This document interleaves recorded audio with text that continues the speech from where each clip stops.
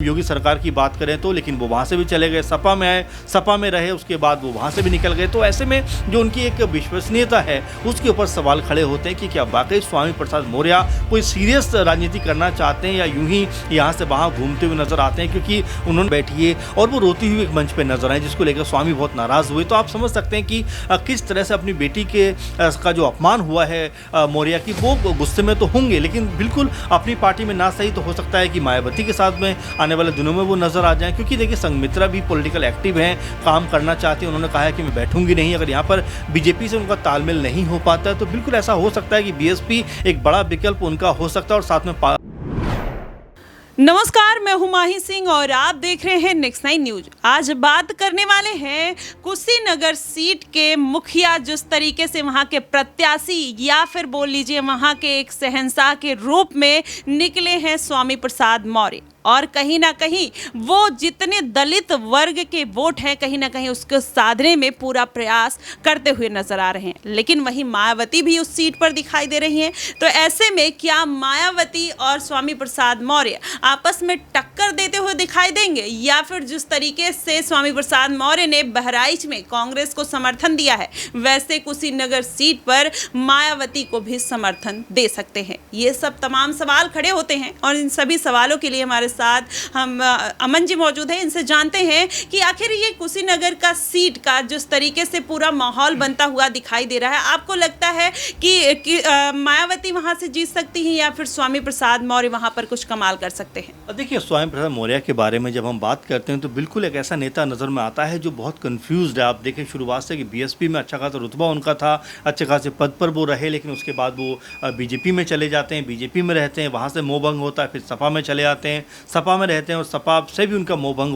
हो जाता है। तो फिर अपनी एक अलग पार्टी बना लेते हैं आरएसएसपी के नाम से, और यहीं से वो कह सकते हैं कुशीनगर से अपनी पार्टी के दम पर चुनाव लड़ते हुए नजर आ रहे हैं। हालांकि माही ये भी सुनने में आया कि वो मायावती के भी काफ़ी करीब होते चले जा रहे हैं, क्योंकि ऐसा लगा कि मायावती के साथ गठबंधन कर लेंगे। क्योंकि उन्होंने कहा कि दलितों के लिए मायावती से बड़ा कोई लीडर नहीं है और तमाम तरह की तारीफें उन्होंने मायावती के लिए की। लेकिन आखिर में उन्होंने अपनी ही पार्टी के जरिए कह सकते हैं कि यहाँ पर चुनाव में उतरने का फैसला किया। अब जिस तरह से उनकी बेटी संघमित्रा को बदायूं सीट से बीजेपी ने हटाया, तो क्या अपनी बेटी को लेकर नहीं आ सकते थे? क्या बेटी को चुनाव कहीं और से नहीं लड़वा सकते थे अपनी पार्टी के नाम पर? तो ये जो कन्फ्यूज़न है वो लगातार स्वामी प्रसाद मौर्य के तरफ से देखने को मिलता है। और देखिए उनके बारे में बारंबार ये बात कही जाती है कि वो अजीबोगरीब फैसले करने के लिए जाने जाते हैं। आपने देखा कि जिस तरह से बीजेपी से वो अलग हुए और अभी तक अगर बीजेपी में होते तो काफ़ी अच्छी पोजीशन पे कहीं ना कहीं वो नज़र आते अगर हम योगी सरकार की बात करें तो, लेकिन वो वहाँ से भी चले गए, सपा में आए, सपा में रहे, उसके बाद वो वहाँ से भी निकल गए। तो ऐसे में जो उनकी एक विश्वसनीयता है उसके ऊपर सवाल खड़े होते हैं कि क्या वाकई स्वामी प्रसाद मौर्य कोई सीरियस राजनीति करना चाहते हैं या यूं ही यहाँ से वहाँ घूमते हुए नजर आते हैं। क्योंकि उन्होंने इंडिया गठबंधन को भी सपोर्ट करने का फैसला किया है। तो ये जो कन्फ्यूजन वाली राजनीति ये उनके ऊपर भारी पड़ती हुई नजर आ सकती है। आपने कुशीनगर सीट का जिक्र किया। देखिए सर्वप्रथम मुकाबला तो इस समय अगर उत्तर प्रदेश में देखा जाए तो वो इंडिया गठबंधन बनाम एनडीए के बीच में नजर आता है। उनके बीच में कुछ एक जो पार्टियां हैं, चाहे बीएसपी की बात कर लीजिए, चाहे आप जो है आरएसएसपी की बात कर लीजिए, कुछ एक दल हैं जो लगातार चुनौती देने का प्रयास कर रहे हैं। भाई पल्लवी पटेल भी हैं, लेकिन ये तमाम जो लोग हैं ये इतने बड़े नाम नहीं हैं कि वोट बैंक को प्रभावित कर सकें। चूँकि स्वामी प्रसाद मौर्य का एक जो वजह ये भी है कि वो लगातार जो दल बदलते रहे हैं, इसीलिए लोगों का विश्वास भी कम हो जाता है कि भाई आज आप यहाँ पर हो, कल वहाँ पर पहुँच जाओगे, उसके बाद वहाँ पहुँच जाओगे, तो इनका अपना कोई राजनीतिक वजूद नहीं बन पाता। इसीलिए स्वामी लगातार यहाँ से वहाँ घूम रहे हैं। लेकिन पॉलिटिकल तौर पर इतने अनुभवी होने के बावजूद भी एक जो अब तक उनका एक जो चेहरा जाना माना होना चाहिए था, एक मजबूत होना चाहिए था, एक जो उनके नाम से वोट आना चाहिए था, वो हैसियत उनकी नहीं बन पा रही। इसीलिए कुशीनगर चुनाव में वो उतर तो गए हैं, लेकिन तमाम जगह हमने देखा रैलियों में उतनी भीड़ दिखाई नहीं पड़ रही, लोग उनको इतना सुनने नहीं आ रहे। वजह साफ है कि अगर आपको हम वोट दे भी देंगे तो कल आप ये पार्टी छोड़कर फिर उस पार्टी में चले जाएंगे, उसमें समर्थन दे देंगे। तो यहाँ पर स्वामी की जो कह सकते हैं राजनीति है माही, वो कहीं ना कहीं कन्फ्यूजन में है और इसीलिए वो भी बहुत ज़्यादा कन्फ्यूज नजर आते हैं। जी बिल्कुल, लेकिन वहाँ पर आपने उनकी बेटी संघमित्रा का जिक्र किया, तो ऐसे में संघमित्रा भी अभी पार्टी में नहीं शामिल हुई किसी भी, तो आपको नहीं लगता कि आने वाले दिनों में मौर्य नहीं मायावती के साथ गए तो संघमित्रा के आने के चांसेस बढ़ जाते हैं? जी, बहुत महत्वपूर्ण बात आपने कही। देखिए, बिल्कुल संघमित्रा को लेकर ज़ाहिर बात है कि बदायूं में जब वो चुनाव जीतीं और आखिर में आते-आते तक जब वहाँ पर शिवपाल यादव चुनाव में उतरे, जो उन्होंने धर्मेंद्र यादव को हराया था इस बार, लेकिन सबसे पहले शिवपाल यादव का नाम आया और उनका नाम आते ही उन्होंने कहा कि डर अच्छा है।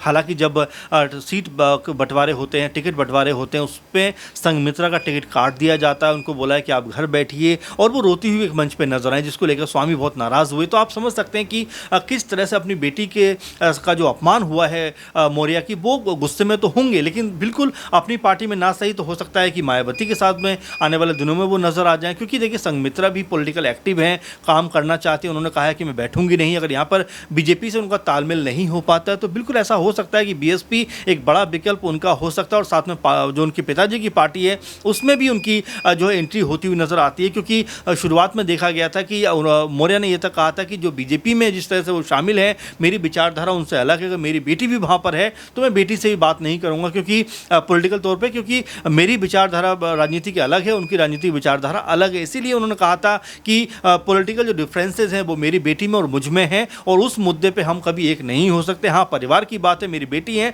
तो जाहिर बात है उसके लिए तो मैं हमेशा के साथ में, उनके साथ में जो रिश्ता है वो तो रहेगा। तो आप समझ सकते हैं कि यहाँ पर संघमित्रा भी ज़रूर चाहेंगी बीजेपी में, अगर उनको कोई बड़ा पद नहीं मिला, अगर कोई आने वाले दिनों में कोई कह सकते हैं कि कोई भी जगह उनको अप्रोच नहीं किया गया, तो जाहिर बात है कि वो या तो अपने पिताजी की पार्टी में आएंगी या फिर वो बीएसपी में भी जा सकती हैं। हालांकि चर्चा तो ये भी थी कि एसपी की तरफ से भी संघमित्रा को टिकट उस समय मिल सकता था, लेकिन पता नहीं कहानी कहाँ बिगड़ी, क्योंकि एसपी के पास भी ऐसे बड़े चेहरे नहीं थे जिनको टिकट दिया जा सके। लेकिन फिलहाल संघमित्रा को लेकर ये कहा जा सकता है कि अपना पॉलिटिकल भविष्य तलाशने के लिए, संवारने के लिए वो दूसरी पार्टी को रुख कर सकती हैं। जी बिल्कुल, लेकिन अमन जी, यहाँ पर जिस तरीके से मायावती दलितों की एक राजनीति करती हैं, स्वामी प्रसाद मौर्य भी करते हैं, या फिर जितने तमाम छोटे छोटे दल हैं, चाहे प्रिया पटेल की बात कर लीजिए, पल्लवी पटेल, या फिर ओवैसी, तमाम ऐसे बड़े नेता हैं, आज़ाद। लेकिन अब ऐसे में अगर ये छोटे छोटे जो दल है एक साथ आते या मायावती के साथ आते, तो क्या मायावती का जो वर्चस्व है बढ़ता हुआ नजर आता है, और कहीं ना कहीं वोट बैंक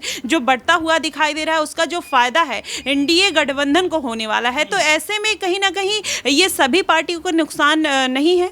जाहिर बात है। और देखिए, मायावती की जब बात करते हैं तो बिल्कुल देखिए, अकेले चलने की बात तो वो करती हैं कि भाई मैं अकेले दम पर चुनाव जीतूंगी। हालांकि 2007 में उन्होंने ये करिश्मा किया भी है कि तमाम जो, चाहे हम सवर्ण की बात करें या दलितों की बात करें, मुस्लिम की बात करें और कम्युनिटी की बात करें, सबको मिलाकर जिस तरह से उन्होंने 2007 में पूरे का पूरा सामाजिक ताना बाना बुना, उसका फ़ायदा ये हुआ कि वो अपने दम पर सरकार में आती हुई नजर आई। लेकिन 2012 तक आते आते उनका जो तिलिस्म था कहीं ना कहीं टूटता हुआ दिखाई पड़ा, क्योंकि 2014 में जाती हैं, चुनाव में हारती हैं, 2017 में हारती हैं, 2019 में ज़रूर सपा के साथ में उनका गठबंधन होता है और 10 सीटें उनके हाथ आती हैं। लेकिन उसके बाद वो कहती हैं कि भाई, सपा में आने की वजह से हमारा वोट बैंक जो था वो घट गया, जो हमारा वोट बैंक था वो तो हमें मिला, लेकिन सपा का वोट बैंक हमको नहीं मिल पाया। यानी कि इसी कह सकते हैं वजह से वो सपा से अलग हो जाती हैं। 2022 में वो फिर अकेले दम पर चुनाव में जाती हैं विधानसभा में, और हैरानी की बात ये रही माही कि 2007 में जिस पार्टी को पूर्ण बहुमत मिला था, 2022 में आते आते वो एक सीट पर सिमट जाती है। अब आप समझ सकते हैं कि जो एक ऑरा और जो एक कह सकते हैं कि पूरा का पूरा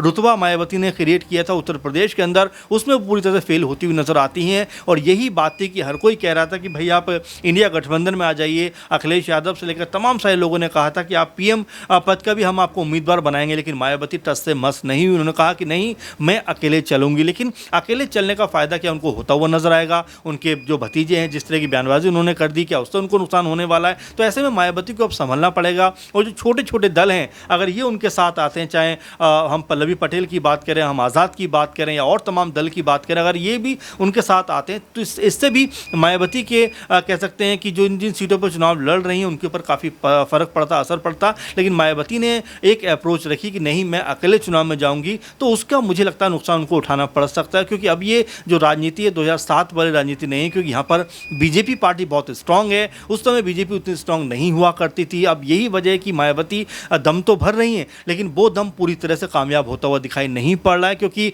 जो भी उनके प्रत्याशी हैं वो ऐसे नहीं हैं जो जीता हुआ प्रत्याशी कहे जाएं।